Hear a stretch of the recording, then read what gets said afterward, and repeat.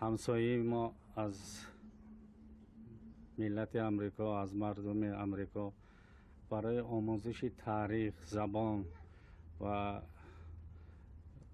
فرهنگ قدیمی ملت تاجیک و دیگر ملت های ازبکستان و سمرقند آمدن برای یاری، برای رونق مردم ازبکستان.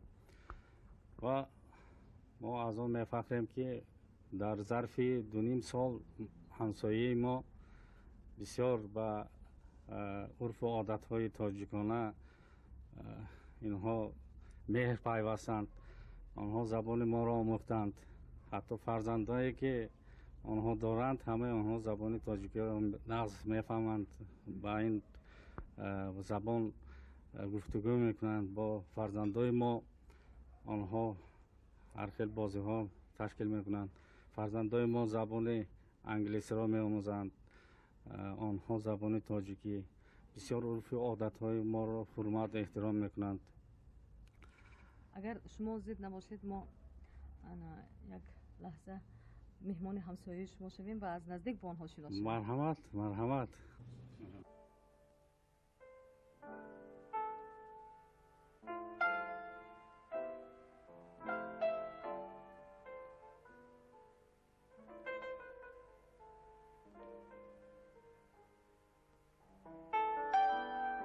روبرت و رانا چند سال است که من شنیدم در سمرقند زندگی میکنید.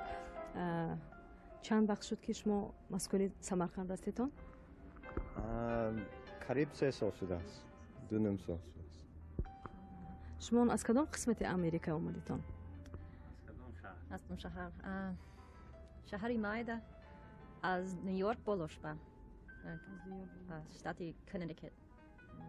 بوستون انا از بوستون 200 کیلومتر پستر. نزدیکی بوستون. نزدیکی. انا 3 سال است که در سمرقند.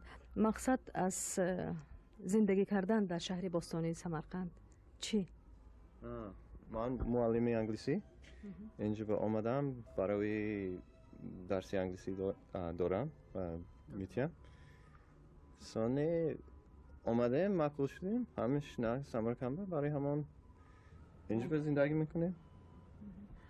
تو سمرقند آمدن من زبان تاجیکی میدونستیتون؟ نه امریکا با تاجیکو کام وقتی که ما آمدیم خوندن سر کردیم بسانی از دست یاد میگیریم. همسایه‌مان پرسیدن ممکن خود شما آمدیم 1 2 3 4 یا گفتیم یک روز سرش با نمون هانی نمت کرد. محیط همین سمرقند شما هم به معقول می؟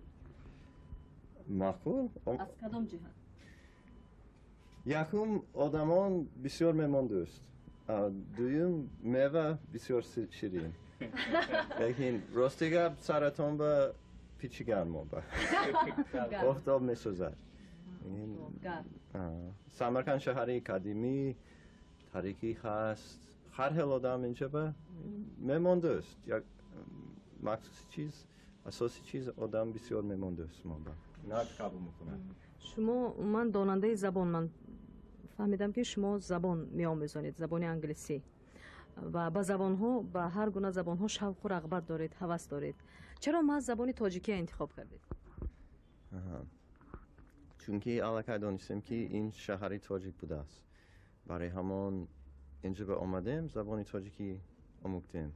اگر مثلا در شهری تاشکند زندگی میکردم البته و زبان ازبکی یاد میگفتم. این سمرقند شهری تاجیک برای همان اما همسایه‌مان تاجیکی گپ میزنن. بچه‌ها از همسایه تاجیکو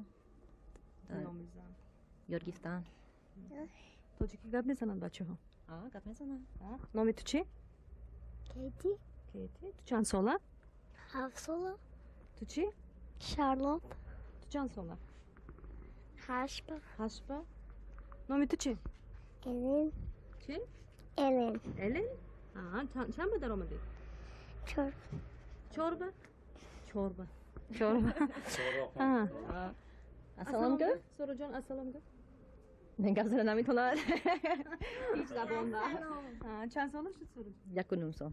1.5 سال؟ کجا به تولد شدگی؟ پاکستان با پاکستان پاکستان رفتم تبلیغ شدم بسیار ناز. لیکن تاجیکی میفهمد میفهمم؟ سوز کتر میگم میتیاد شما چیکار کردی مشغول روی؟ من هنشین خانه با کار میکنم با چوکاته من میخوام که فرزنداتون به درد کلان شوند. شما به رحمت خانه ما بتون داری ما همه وقت شدگی برای شما تشکر این مملکتتون تیم شد سلامت باشید.